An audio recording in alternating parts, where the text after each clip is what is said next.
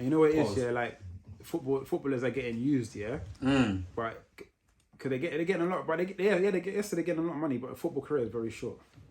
Very short. Yeah, I hear that a lot. It can start around like 17, 18, and it ends around like 30 something, like 30. Even for some of them, 29, 30. Some of them a bit less, you know what I'm saying? So, in the real world, that's still young. Very young. Like your early 30s and everything, it's still young. So what are you going to do after that? You know what I'm saying? If you don't invest your money, well, like you got in your 40s, your 50s, your 60s, your 70s, 80s, whatever, 90s or 100s, whatever, how are you going to make this money? You know what I'm saying? Because you already had a short career, you was getting paid a good amount for a short time. Yeah. You know what I'm saying? When that's all said and done, yeah. Like if you haven't invested your money well, you're fucked, bro.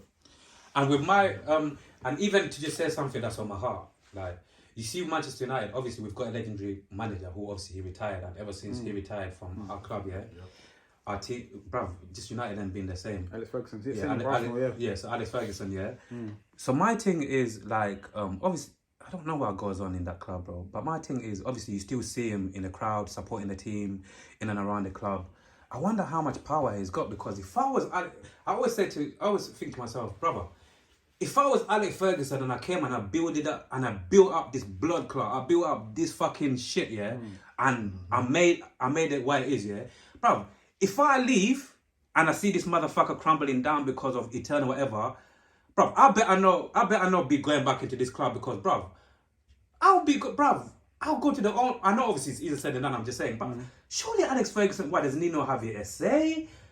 Like, you got to understand, because I'm thinking, bro, imagine building something and now you're back, somebody else is in charge of it, and now you're back and you're just watching it fucking crumble in different levels, and you like, I wonder, obviously he's devastated, but at the same time, like, I've never heard any of these people say this, by the way, but for me as a United fan, I think to myself, surely that, can Alex Ferguson not say something? Can Alex Ferguson not go like, I don't know, in some parts of the board or some parts of the football? Alex Ferguson, Yeah. Like when you're a manager, you have full control of how things work, and you can work things to your system. Yeah. And Alex Ferguson's system was a very good system. He was a very good manager, smart. He was logic. He knew what he was doing. You know what I'm saying? He came with a strategy of like, win all your home. If you want to win the league, win all your home games, and either draw or win your away games. Just don't lose the away games. You know what I'm saying? And don't lose your home games. If you can fit to that system, that's what you need. That's the system you need to win the Premier League, basically. Win all your home games, and then because playing away is difficult, more difficult. So when you go away, don't lose. Just get a draw or win, and then win at home. Then you have a very good chance of winning the league. That's Alex Ferguson's strategy. You know what I'm saying? He had a very good mindset and everything, and he applied that to the team. That's why the team was so good, and he was fortunate enough to coach good players as well. Like at the time, because back in the day, Man U was a different Man U when he was there. They had the Paul Scholes, the Solskjaers, Ryan Giggs, Gary Neville, David Beckham, that was different Man U compared to now. You know what I'm saying? For real. You know what I'm saying? So he had his system was amazing. It was different, that's what I'm saying. But when he stepped down and the new manager comes, the new manager's gonna come his own ways, like his own systems, his own ways of doing things, and he's not Alex Ferguson, and he's not doing it as effective. That's why Man United kind of went down. Same thing with Arsenal. Like when Arsene Wenger was a manager, we had an unbeatable season, was winning trophies, was doing great things. When Arsene Wenger left, then we had to we was getting all these other managers. They wasn't cutting it. You know what I'm saying? And you know what I'm saying. And recently Arteta it's kind of helped us get back to challenging for the titles again. Because before, when Arsene Wenger left, Arsenal was just like finishing like 5th, 5th, 6th. Wasn't really winning anything. Wasn't challenging for anything. You know what I'm saying? So it was like Arsene Wenger and Alex Ferguson were great managers. You know what I'm saying? And obviously when your team is built on greatness, and then when they leave, it kind of goes down. It goes down. You know what I'm saying? Then you're trying to fix it. It's not. Same thing could happen with Liverpool when Klopp leaves. You know what I'm saying? Yeah, so it will. Don't worry, it will. Liverpool.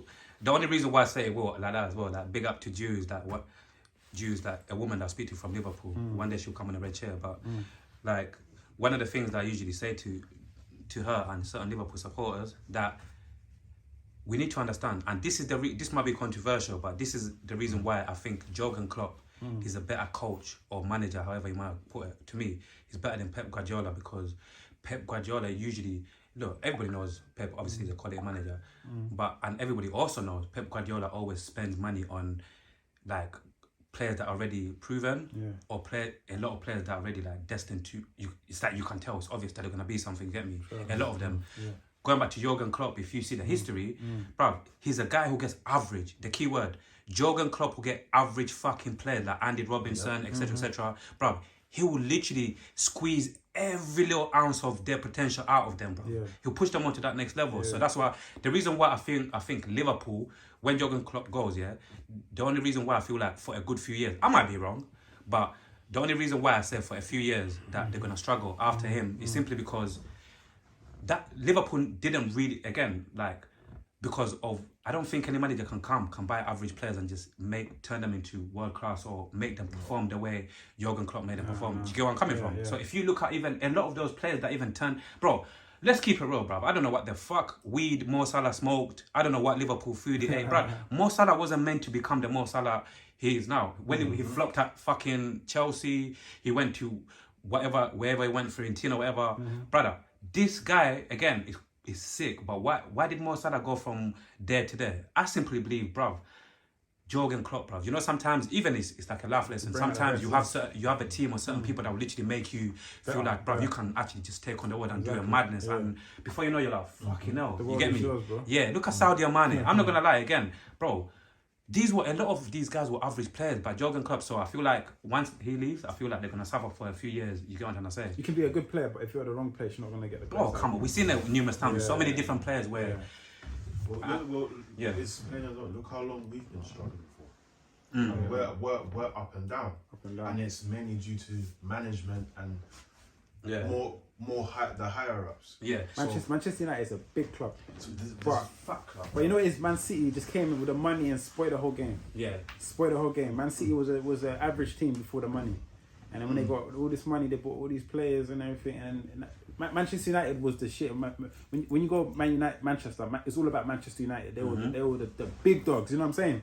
Now Man City are the big dogs in Manchester. You know what I mean? But overall, Manchester United is still a bigger club because of the history.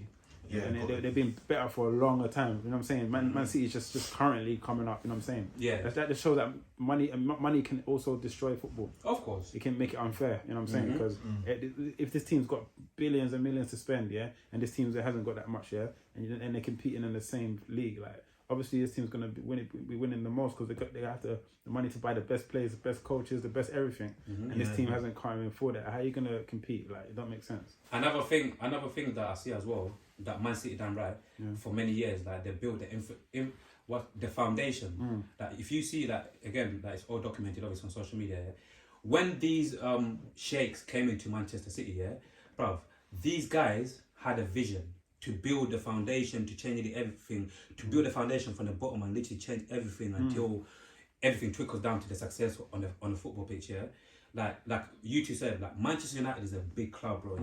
Like a lot of these fucking idiots, these fucking dumb, deluded fucking Manchester United supporters, over the years saying the Glazers, the Glazers this. Listen, you motherfuckers, the money doesn't come out of your pocket. You get me, Over the years, if you deep it, regardless of people saying we've got debt or whatever, bro, we have been spending money. Different managers have came in. We bought all of these quality players. The thing is, like the infrastructure, like the foundation of the club is fucked. You got what I'm saying? Like there's people in the club who shouldn't be in the club or whatever. But you know, like when something's always going down and people always look to point fingers. A lot of these guys, listen, I don't think we've got the best owners, but bruv, for me, it's like. You need to get to a point, especially football-wise, even though it's a football, bro, you need to get to a point to separate the fucking business versus what's actually going on the pitch. And that's why even now, I've got to a point where, bro, I'm always going to love Man United, but and I usually don't use this word, I fucking hate a lot of those players that are playing now because, bro, I don't give a fuck about what's going on in the football. I don't give a fuck about that politics, all of these noise people are making, the Glazers, we need a chief executive. Bro, I'm going to tell you to the truth, bro. I don't give a fuck. If I was a manager, once you get on that fucking pitch, I don't give a fuck what's going on in there, bro. You don't perform, bro. Deeper, bro. That's the problem. Like, that's the problem. A lot of people like to go around and, brother, you fucking dickhead. Look, I don't give a fuck about what's going on. These 11 fucking waste mans that we're putting on the pitch on a fucking weekly, guys, you guys deeper, bro. They got no heart. A bunch of you don't want to be next to me, and it also goes to the fact that this shit is an ongoing cycle that never stops. So it's impossible for your team to do well for millions of years. Of course, you're gonna have seasons where you're going to have a bad season. Of course. Things are going to change through different phases. You know what I'm saying? Different stages, different phases. You know what I'm saying? You're going to have a phase where you have so many good players, and then later on, things are going to change, bro. Like, back in the day, football was much better. Like, there were better players, bro. You know what I'm saying? Even with Arsenal, we had the Thierry Henrys, we had the Robert Pires, we had the Dennis Bergkamps, we had this Ashley Cole, Van Persie. But now, look at the Arsenal team now. It's not as like before, and I'm saying now we've got a few Saka and all that Martinelli and everything, but it's not the same. It's not the same, bro. Like, you know what I'm saying? So things change. Like the quality of players like change. Even like back in the days, you had to run Ronaldos, Ronaldinhos, Zidanes. You know what I'm saying? Those were the goats. You know what I'm saying? But who's the goats now? What and Messi and all that shit. Like, you know what I'm saying? Like, don't get twisted. Messi's cold, but like the goats. But then the goats now Different. Two different levels, man. You know what I'm saying? So things change, man. Like. It's just like life. It's just how life goes. You know what I'm saying? You can't win all the time, bro. Yeah. Can't win all the time. You know what? Like, for me, I would accept the changes, bro. Like I said, cycles. Shit happens. Yeah. But one thing I could not fathom till this second, talking about it, is a bunch of fucking overly paid footballers going on a pitch and not living the fucking blood, sweat and tears on the fucking pitch. You get me? Once again, like we was talking about the football fans who, like I just said, like give a lot to the football club. Don't you think we at least fucking deserve that? Yeah, true. For 90 minutes, for 1 hour. Man, them deep it, bro. For 1 hour. You're trying to tell me these guys who get paid win or lose every fucking week. You're trying to tell me that for that one weekend, bro, for an hour, you can't fucking give me everything that you got, bro. Brother, that's what really pisses me off with football, bro. That's why I can't really be into this game, bro. But you know what's crazy, I can't really be into it like the way I want to be in it, unless until I start making money off some type of football thing, then I'll start giving them all my energy. But you know what's crazy though? You know, you got these people that got YouTube channels, they're making money off whatever. Bro, I'm gonna keep on doing it here and there. But until I start getting a bag or whatever off this, maybe this whatever, brother, then I'll start giving football more. Bro, energy. think about it like this, yeah? Yeah. This team of players get paid a lot of money. That team of players get paid a lot of money. Yeah. They both need to go hard. Yeah. Yeah. And when they get on the pitch, yeah, one of them's gonna fall short a bit, man. Yeah. You know what I'm saying? Like, let's say Arsenal players get paid a lot. Yeah. Man United players get paid a lot. And then Arsenal play Man U on the pitch, yeah? Everyone's thinking, you get paid so much money, you better go hard. The same thing applies for both sides, you know what I'm saying? But when they actually play, one of them's going to fall short, one of them's going to play better than the other, one of them's going to make a mistake, one of them's going to... Okay, quick question for you, yeah? Yeah. I'm with you. If we all competing, yeah? Yeah? You see one thing, you see me, yeah, bro, yeah? This is why these bitches... I shouldn't say that. That's too crazy. Listen, that's why a lot of women love me. You know why? Why? You see that in my real life, yeah?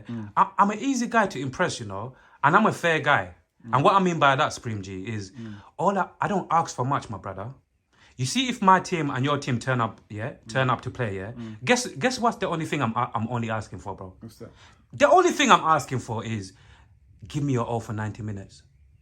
You can come off that pitch, yeah? You hearing me? You guys hearing me, yeah? You can come off that pitch, bro, yeah?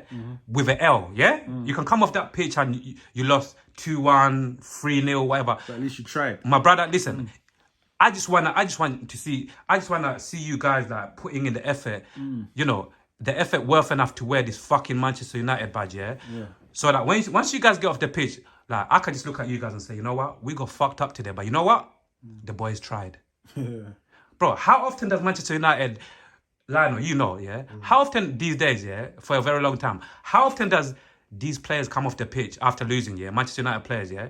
And you can look at yourself in a fucking mirror and say, you know what?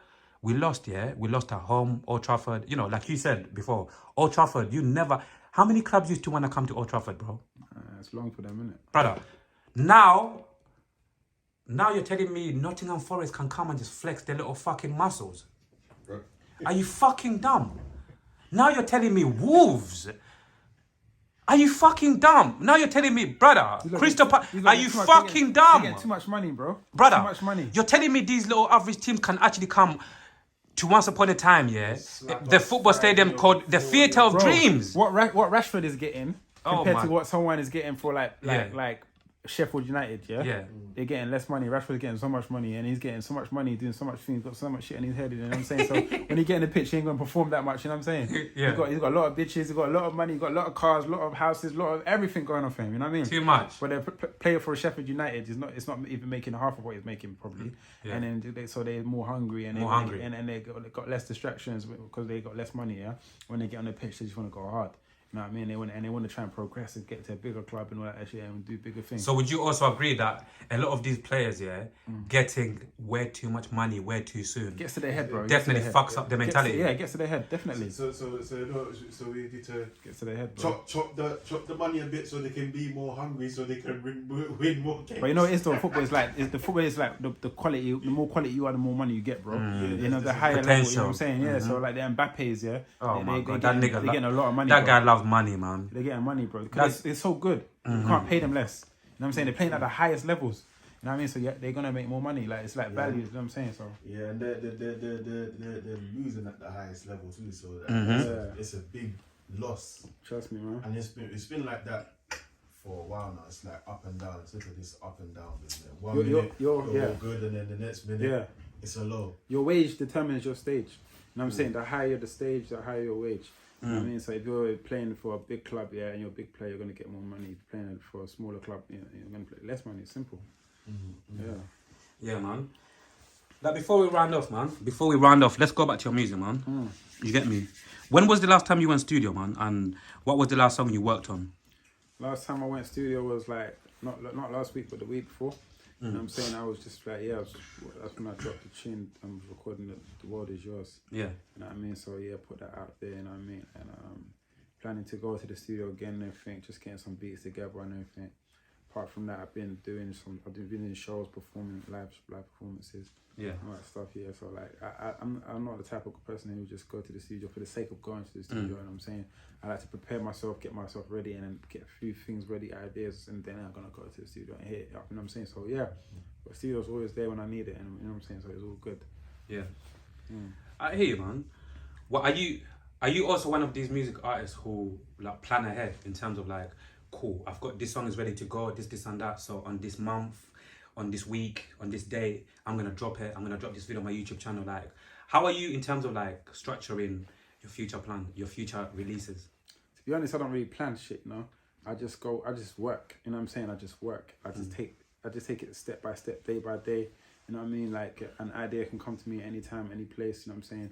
You know what I'm saying? So I just go with the flow and see how it goes. Like I don't really make plans, you know what I'm saying? Because plans don't always go to plan. You know what I mean? And anything can happen within the situation, within that time. So I don't really have no plan. But the only plan I have is just to keep working. That's it. Yeah. And do you still feel like, I think last time we spoke about in terms of like, if you feel like you're a part of the music industry or you don't feel like you're a part of the music industry yet fully. Like, where do you stand with that? I feel like I'm in between. I don't feel like I'm part of it, and I feel like I'm part of it in the sense of like, because I'm independent and I'm not signed to no label. I'm doing everything my way, my own, however I want to do it. You know what I'm saying? But then I don't feel like I'm part of it in the sense of like, when it comes to like the flipping, like commercialized and everything, and then the way the industry. You know what I mean? So like, yeah, so I feel like I'm part of the industry, but I'm at the same time I'm doing my own thing and my own way. So I feel like I'm just in the middle of it. You know what I'm saying? I'm not controlled by the industry. They don't have control over me. You know what I'm saying? Because I'm independent. You know what I'm saying? But I'm still within that industry because I'm still doing that music within that industry. That makes sense. Absolutely. Industry, yeah. And if someone's watching this conversation and for whatever reason they haven't watched our past conversations before, and this is the first time. They're watching this and they're just, looking into this conversation. Like, how would you describe your music, like the style of your music, again, like, briefly? The way I describe the style of my music is that you never know what you're gonna get. You know what I'm saying? You can't put it in a box. You know what I'm saying? But what I do bring is the energy. You know what I'm saying? I bring the energy, man. So when you listen to my music, you're just gonna feel rejuvenated, and the energy is gonna fill you up and make you feel good. You know what I'm saying? It's got that energy and that powerful message behind it. You know what I'm saying? Behind the music. Yeah. Bro, let's talk about holiday, man. Let's talk about what's good. I know. Obviously, a lot of you music artists love going around in different places, you know, getting some pussy, you know, getting some money, you know, passing, you know, your energies around, you know, obviously, you know, like letting people know exactly what you do. It's part of the lifestyle, isn't it? Yeah, like what if so, or if you're planning it, or if it's already confirmed and you're gonna go, whatever. Like, do you have any plans to like go to different countries this year? Like, you know, to fuck with different people and to just get your name out there, man. And if so, obviously, tell us the countries, man. You might just see me there. You just never know, man. Yeah, that's a good thing that you bring up, because like on my B-day I went to Spain, innit? And then when I went to Spain, like I heard some. Sorry to even cut you. I heard some parts of Spain they don't really like black people. I heard they're quite racist in some parts of Spain. Not all of them, but I heard some parts of Spain they're quite racist. That's the whole world, man. You know what I'm saying? Like, you can go anywhere. You can go France, Spain, China, everywhere. They don't like niggas, bro. You know what I'm saying? Even niggas don't like niggas. So like, you know what I mean? So, like, wherever you go, it's going to be like same shit, innit? You know what I'm saying? Racism is something that's worldwide spread, you know what I'm saying? But when I went to Spain, it basically inspired me. It gave me inspiration. Yeah. Like, I made a song called Spain out of it. You know what I'm saying? When I went there, I wrote a song and everything, and I'm saying like, yeah, I just hopped on the plane, took a trip out to Spain, bad B, give me brain, I swear this shit's insane. Yeah, I just hopped on a plane, took a trip out to Spain, bad B, give me brain, I swear this shit's insane. You know what I'm saying? So when I went there, that hook came to me. You know what I'm saying? And all that shit is real, because I went there with bad B, she gave me brain and everything. You know what I'm saying? So like, and I hopped in the plane, I took a trip out to Spain. You know what I'm saying? So it's like what I'm trying to say, when you travel, it can give you inspiration to write new shit. You know what I'm saying? Like, that song, I would never write that song if I didn't go to Spain. You know what I'm saying? Because I wouldn't have that inspiration, that feeling, that motivation, that whatever. Yeah, I hear you. So that's what I'm trying to say. When you travel is a good thing. Traveling is definitely a good thing. You know what I'm saying? It gives you something to write about. It broadens your horizons. You can see new things. You know what I'm saying? New people, new environments. You know what I'm saying?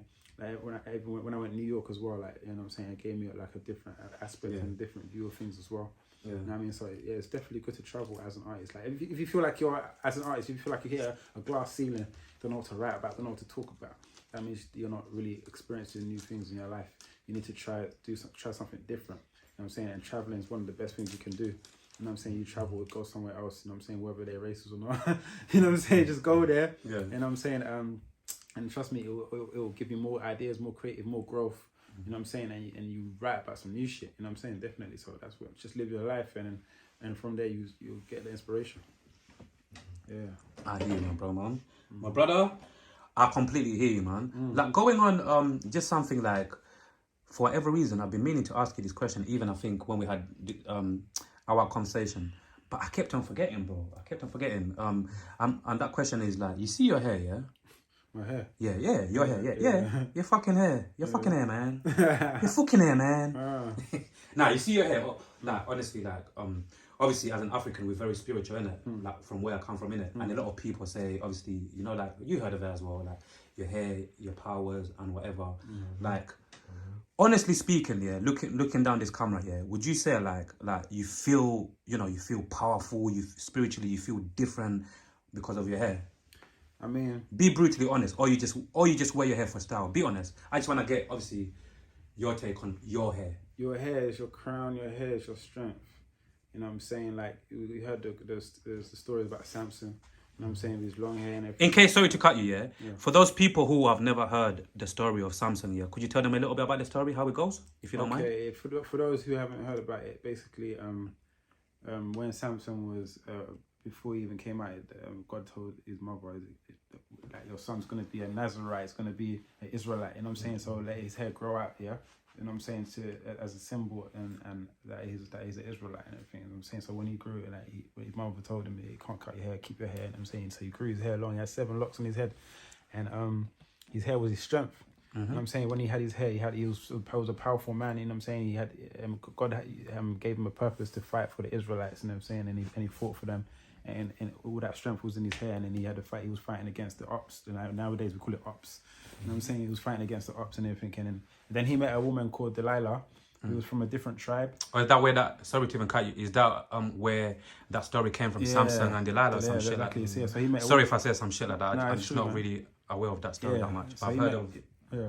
Music artists use it in their bars sometimes, Samson and Delilah. Yeah, so he met a woman called a lady called Delilah that he liked, yeah. Yeah, your hair looks nice though. It was proper, it's proper good, man. Yeah, so he met a woman called Delilah that he liked, yeah. Yeah. But she was from a different tribe, like we might say a different race now.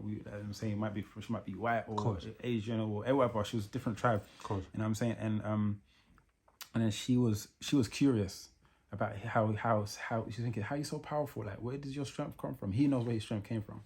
But she like, and then I think he just tried to like ignore her questions and giving her some wrong answers because he's trying to protect his strength. But then, you know, women always have a way to bring out the truth and have a way to get into men and just make men just say it. She was frustrating him to the point, and he's just like, all right, it's from my hair. I was, you know what I'm saying? The strength comes from my hair. I know what I'm saying? I'm not supposed to, if I cut it, I'll lose my strength. That's what he said to her. And then, so he just told her the truth one day because she was just nagging him. And then, so, and you know what I'm saying? So Delilah was a woman that he really liked, but she had bad intentions, you know what I'm saying? So she wanted to break him down, bro. Like, you know, like she wanted to take away his strength and his power. So she told the ops that Samson said the strength is in his hair. Fucking hell. So I sound think like a devilish bitch. Yeah, she wasn't. Fuck you, Delilah, man. Fuck you, bitch. The king planted that seed in it. Yeah, that's it. You know what I'm saying? So I think Samson was asleep at some point, and then they cut his hair whilst he was asleep. And then when he woke up, he lost his strength. Like he realized he lost his strength. That same strength that he had, that power he had to defeat the ops, he never had it. You know what I'm saying? And then later on, at some point, God gave him his hair back. His hair started growing back, and then his strength came back. And he actually started growing his hair back. He started growing it. Okay. And then he got his strength back. Locked up. Yeah. Oh, he had like, so what? This story is like, you see Samson, did he have like locks? Yeah, 7 locks. They say in the Bible, say he has 7 locks on his head. Okay. Yeah. So very long. Very long hair, man. That's it. Yeah. So the strength was in there. You know what I'm saying? Okay. So what you can get from that is that you gotta protect your strength. You know what I'm saying? Protect your energy, and don't let these not just females, but don't let anyone or anything just get in between it, innit? Yeah. Don't have too many hands in your head, man. Okay. Yeah, exactly. Because not everyone's energy is not good energy. You know what I mean? So like you don't want the wrong energies touching your head and everything. You know what I'm saying? And Delilah wasn't a good energy. You know what I'm saying? Yeah, he fancied her. Yeah, he liked her. But that goes to show you have to, when you're picking a woman, you got to pick the right woman, bro. You got to pick one that will raise you up, not break you down. You know what I mean? So like, you know what I'm saying? So he chose the wrong woman and she broke him down, man. Yeah, you know what I mean? So like, yeah, so it's something that we can all learn as people, as men, as you know what I'm saying. So I feel you, bro. I feel you because you even said something that actually like hit me as well. Like obviously, I've been single for over a year, and bro, as you guys see me, my charisma, or whatever, like obviously I've been like this for many years. But like we said, sometimes you get with people or you go through shit in life, and it either breaks you or makes you, or even comes to a point of breaking you. And bro, that's one of the worst experiences I've ever had. It's like, yeah, that obviously at the beginning and what we had good times as well, but overall as a relationship, some of the fuckeries, some of the dumb shit that came with it, bro, I feel like, yeah, bro. So I understand how important it is to, like, you know, to take your time and find a good woman. You don't understand. And going back to the hair situation, I look at my old stuff, like my old music material. Yeah. Like I feel like my hair is a symbolism of my growth as well as a person. You know what I'm saying? When my hair was shorter, my knowledge, my experience, my wisdom and everything wasn't as much as it is. You know what I'm saying? But I feel like as it gets longer, it's representing the growth of me as a person. I'm growing, more is coming. They say your hair is an extension of your nervous system. Yeah, you know what I'm saying. So when it gets longer, my knowledge is getting longer, my experience is getting longer, and like it affects the music as well. The music I make become better. You know what I'm saying? I become a better artist. You know what I'm saying? Like if you can listen to my music when my hair was shorter compared to when it was longer, I'm making way better music now. You know what I mean? So it's a strength in a way. You know what I'm saying? It's a strength in a way. So like, so it's a crown, you know what I'm saying? And it's not just for fashion. Like obviously you have to make your hair look good, you know what I'm saying? Yeah. But yeah, it's what it is. You look like a person who can be from Atlanta, Jamaica, fucking Chicago, or whatever. So once again, for anyone who's watching this for the first time, like what country are you originally from? Because the first time when you told me, I didn't expect you to say that. Yeah, so alright, cool. Obviously everyone knows I'm born and raised in North London, Edmonton. But my origin, both parents are Ghanaian, they're from Ghana. So yeah, shout out to Ghana, all the Black Stars, Ashanti region. You know what I mean? That's where I originate from, the Ashanti kings and queens. You know what I'm saying? That's where I'm from. You know what I'm saying? I feel like as black people, we need to know our history, of course, our roots. You know what I'm saying? That we have to know where we came from. Know yourself. Because we all started from the same Manners. place. And through slavery, we all got distributed around the whole world, and we lost our identity and lost who we are. You know what I'm saying? That, you know what I'm saying? You might, I know I'm Ghanaian, but I might meet someone who has Ghanaian ancestors and you know what I'm saying, from back in the day, but they don't know that they're Ghanaian. And when we chat, like, there might be some connection there, but we don't understand why it's there. You know what I'm saying? Because that person might identify themselves as a Caribbean or as a Brazilian or as a Latino or as an African American, but they're Ghanaian in spirit. You know what I'm saying? That's where they really originally from. You know what I'm saying? So when you need to know your history, so you understand the present and you know where you're going in the future. You know what I'm saying? You can't be ignorant to the history, because if you're ignorant to your history, you're ignorant to your present, and you're ignorant to your future as well. You know what I'm saying? Because you don't understand shit, you don't know where things are going. You know what I'm saying? So we have to know that stuff. You know what I'm saying? Like, some people trying to hide the history, erase it, hide it under the rug and everything. No, we need to know. And as black people, we need to teach each other our own history, because you can't expect the white man to teach you. You can't expect the Chinese man to teach you. They're not going to teach you that, because that's not their history. It's our history. And I'm saying, and if anything, there was the oppressors. You know what I'm saying? So they're not going to tell you. You know what I'm saying? So we need to know this stuff. You know what I'm saying? Like, I'm saying, no matter where you're from, and African people, we're all one nation, we're all one people, we're all one blood. You know what I'm saying? Whether you're Ghanaian, whether you're Nigerian, whether you're Ugandan, whether you're Congolese, whether you're, you know what I'm saying? Wherever you're from, north, south, east, west, central, we're all one people. You know what I'm saying? And I'm saying they just tried to divide. They just divided and conquered us through slavery. And I'm saying that they stripped our culture. They stripped our originality. You know what I'm saying? They bred us out, bro. You know what I'm saying? That I got a question. I got something to tell you, a story to tell you, bro. The other day I was out and about. Yeah. I know. See me. Yeah. I would consider myself as dark skin. Yeah. I would consider myself as dark skin. I thought maybe I'm like probably the darkest, one of the darkest you can ever get. Yeah. But when I was out and about the other day, I saw one guy. Yeah. He was black. Darker than you. Darker than me. He was black, bro. I'm talking about. He was. Everybody said it was black. He was as black as this. He was as black as this. Yeah. You're melanin. Yeah, but I'm looking at him and thinking. Bare melanin. I'm looking at him thinking. I thought I was black, but he is black blood. So what I'm trying to say is, that made me think. That made me think that he's the original untouched black. I'm thinking as black people, maybe we've been bred a little bit. You know, we've been mixed a little bit, because I'm thinking, how is he that black? I'm not that black. There must be something in the blood, isn't it? Like in the bloodline. And I'm saying these Europeans must have done something to. Because when you look at black people, we come in different shades. When they say you got light skin black, you got like, black people a bit light, you got darker ones. We're not all the same shade. You know what I'm saying? And that's because of genetics. And then epigenetics. Yeah, is that what they call epigenetics? Yeah, but I believe back in the day, way before our time, we were all black as him, bro. You know what I'm saying? But because of slavery days, when it was raping our ancestors and mixing and breeding, some of that bloodline's still there, bro. And it's lightened our skin. It's changed our genetics. We're still black, but we're black in different ways. You know what I'm saying? So I feel like when I saw him, it was an eye opener, because I'm thinking we're supposed to be that black. If you're Aboriginally, untouched black, how God created it to be, dark. Untouched, not touched, not tampered with, That's the real black. But as soon as you mix it, with a little bit of Asian, a little bit of white, a little bit of something, that they breaks down the melanin. Yeah, and people melanin comes down. So you even saying that's very interesting what he said.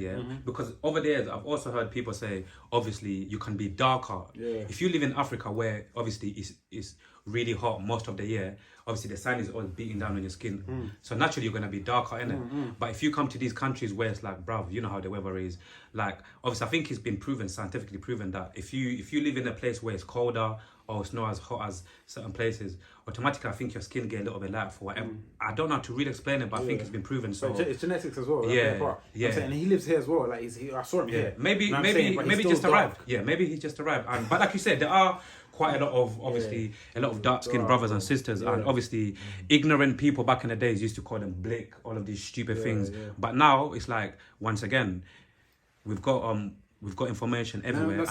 He was so dark. He made me look light skinned. He made me feel like I was T.I. or something. Okay, one of them ones. I was light skinned, bro. You know what I'm saying? Compared to, but let's talk about what you said when people were looking at dark skin as Blake. But you know back in the day. You know what I'm saying? It's all about melanin. Melanin. You know what I'm saying? And melanin is a powerful thing. Know yourself. You know what I'm saying? The more melanin you have, the more powerful and the more greater you have. Absolutely. Every living thing has melanin. Even white people have melanin. You know what I'm saying? Everything, plants have it, animals have it. Everything has melanin, you know what I'm saying? And the more melanin you have, the more you're in tune with the universe and the world and everything, the more powers you have, you know what I'm saying? So the greater melanin you have, the greater you are. So when people were saying, oh, that person dark skin, oh, the light skin, nah, the dark skin one is the more powerful one, bro. You know what I'm saying? You should be proud to be black. You should be proud to be dark skin. You know what I'm saying? Because that shows that you're more of a godly person. You're more in tune with, you know what I'm saying? With more like you have the natural source, you know what I'm saying? But when you mix and everything, that's when you break down them and it become less powerful. You know what I'm saying? That's why do you think black people are good at sports? You know what I'm saying? Music, everything. You know what I'm saying? Because we have that melanin, we have that magic source that God gave us. You know what I'm saying? So the more melanin you are, the greater you are. That's why they're hating on you. That's why all this racist shit started and everything, because they know you're great. You know what I'm saying? And they're trying to break you down, bro. I'm saying, but because of our ignorance as children, we didn't know. We're just looking at it from the physical and aspect. Oh, he looks so dark. Oh, yeah, it's so dark. You look like nighttime. Or they might say some dumb shit like that. You know what I'm saying? But and why do you think most girls like dark skinned brothers, bro? Because they know about the energy, they know about the melanin, they know about they woke. You know what I'm saying? So like, you know what I'm saying? So what I'm trying to say is ignorance. Ignorance is bliss. We need to know. For real. We need to know. My melanin is a powerful thing. Be proud of it. Be proud of it, man. Know who we are. Be proud of your melanin. Be proud of your blackness, man. You know what I'm saying? That's what makes you who you are, bro. Bro, you don't have to say it. You know, like, we have to link up again soon and do this, man. This has been another good conversation. It's good. Yeah. The year 2024 is still very young. You get me? Supreme G, my brother. Yeah. It's been a pleasure, like always, man. You know what I'm saying? Any last words for the people? Yeah, shout out to Reality Team TV. Each and every time, my brother. You know what I'm saying? Thank you for letting me come back on the seat. You know what I'm saying? You know what I'm saying? To speak what I need to speak. You know what I'm saying? There's more new music coming on the way. Shout out to everyone supporting worldwide. I appreciate every single one of you. You know what I'm saying? Shout out to the supporters. Shout out to the haters, because the haters are the motivators. You know what I'm saying? Like, you know what I'm saying? So shout out to all of that. You know what I'm saying? Shout out to Paris Hilton as well, man. Yeah, listen, before we go, I forgot to ask you, I forgot to ask you. Yeah. Once again, for those people who are getting to know you for the first time, obviously I know how much love you've got for Paris Hilton, innit? Like, when did you fall in love with her, and what is this, you know, like, how come you've got so much love for her there's so many women all over the world, like, why Paris Hilton, bro? It's crazy, you know, because I do something called eye candy.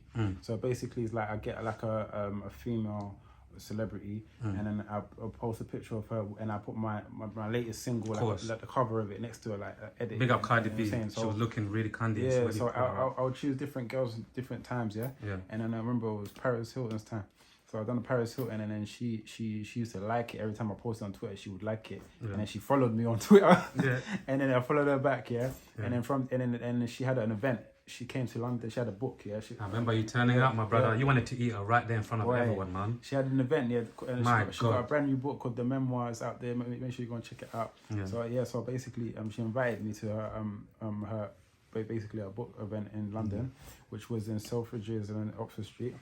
You know what I'm saying? So yeah. Bro, I saw when you went on the stage and you two hug. It's like, brother, it's like she was waiting, bruv. You know when someone's waiting for someone and it's like, you see them, nah, it's all there documented, bro. Yeah, so I went there, obviously met her, and I'm saying we had a little handshake, we had a hug, and I'm saying I kissed her on our hand and everything. It was all good. We had a conversation, and I'm saying it's all there, the videos that you've seen it. Yeah, you know what I mean? So and since then it's just like, yeah, man, we just got a good vibe, and I'm saying the chemistry's there and everything works, and I feel like, yeah, it's just good for both of us, man. You know what I'm saying? Like, you know what I'm saying? Me and her in real life was good. I hear it, man. This is a big world.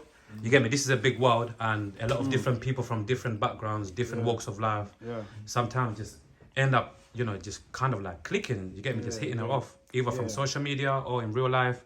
So yeah, man. Yeah, obviously I knew who she was before I met her and everything, but the interest and connection wasn't really there at the time. But whenever obviously as things happen, it just whatever's destined will happen, innit? And I'm saying whatever's meant to be will be, and then it just worked out, and then I'm saying from there just I'm saying she started to grow on me, you know what I'm saying, and I like her as an individual. Like she's a hustler, you know what I'm saying. She's a business. Well, she grew up in a privileged family. You know what I'm saying. Her dad owns Hilton hotels and stuff like that. You know what I'm saying. But she didn't just rely on that. She done her own thing. You know what I'm saying. She's a hustler. She's a brand. She's an icon. You know what I'm saying? Some people say if it wasn't for her, there won't be Kardashians and everything, because she's the one who paved the way for the reality. Yeah, she definitely did. Paved the way for the reality reality TV, like Kardashians and everything. It's true. Like, my Paris Hilton is like it's like the original, the pioneer. You know what I'm saying? And you know what I'm saying? So, and she's always working. She's always hustling. You know what I'm saying? And she's open with the fans. She's humble. She does her thing. You know what I'm saying? So yeah, that's what I like about her. I take some things, positive attributes from what she does. You know what I'm saying? So I like it still. Nah, hear it, man. Yeah, bro. Man.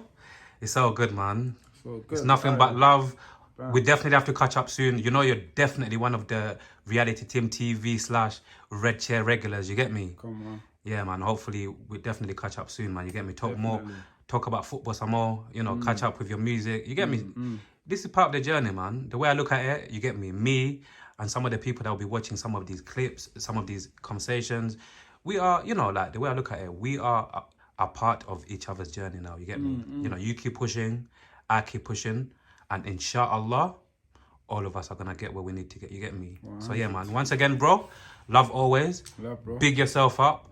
Reality Team TV. We back. Yeah. We back. Come on. Supreme G. Yeah. Red Chair. Come on. When we speak, he has spoken. Say no more. Say nothing. Peace and love, my brother, yeah? Love. Peace.